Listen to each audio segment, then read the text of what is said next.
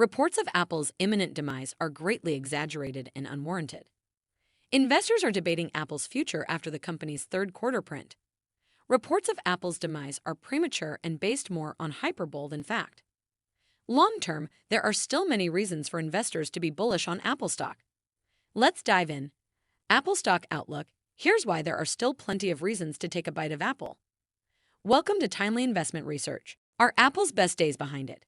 That question is hotly debated by analysts, investors, and media commentators after the consumer electronics giant posted a fourth consecutive quarter of declining sales for its devices, including the iPhone and MacBook computer. Things are looking dicey for Apple stock. However, reports of Apple's demise are overblown. Look a little closer at the numbers, and there are still lots of reasons to be bullish on Apple stock. Reading between the lines, Apple's recent third quarter print wasn't nearly as bad as the flash headlines made it seem. The worst thing about the third quarter earnings report was sales of the company's MacBook computer segment, which missed analysts' forecasts and were 34% lower than a year ago. iPad sales were also soft.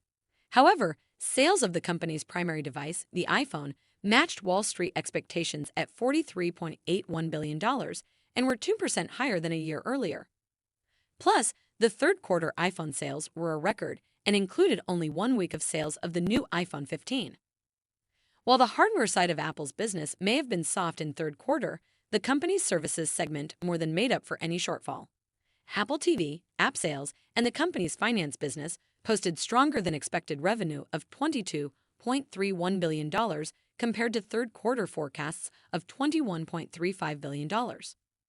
In all, Apple's revenue from services increased 16% from a year earlier, and the company's gross margin for the quarter came in at 45.2% versus 44.5% anticipated, showing that Apple remains exceptionally profitable.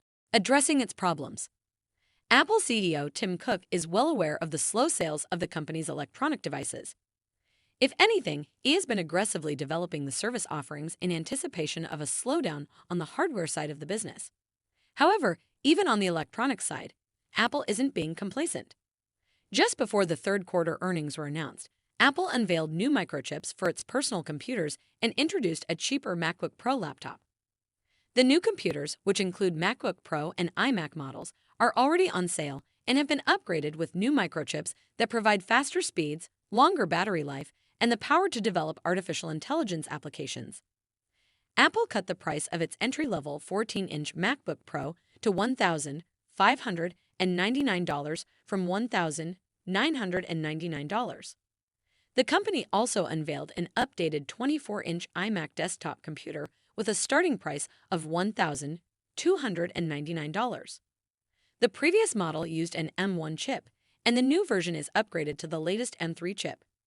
While the new lineup and pricing should reinvigorate sales, it's also important to remember that Apple isn't alone in seeing the slump in PC sales.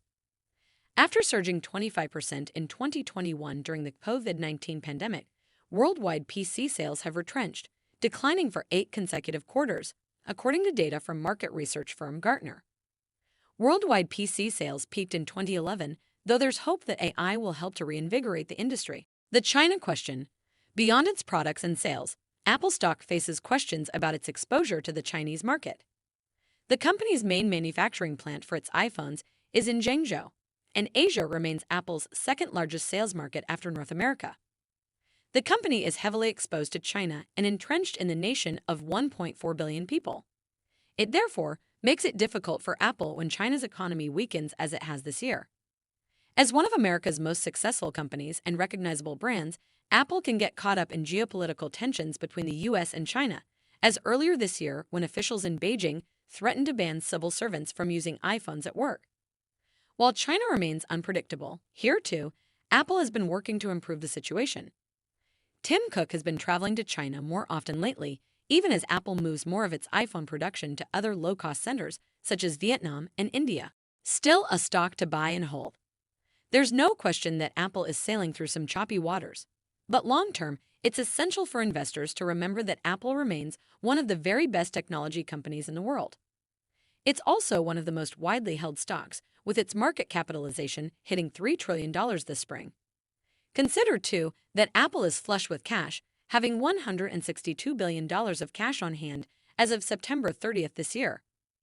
The company also pays a quarterly dividend, one of the few mega-cap tech companies to do so, of 24 cents a share per quarter, and it bought back $25 billion of its stock during third quarter. Apple buys back more of its stock than any other publicly traded company. While Apple's business is in transition and may ultimately change, the company still makes for an excellent long-term investment.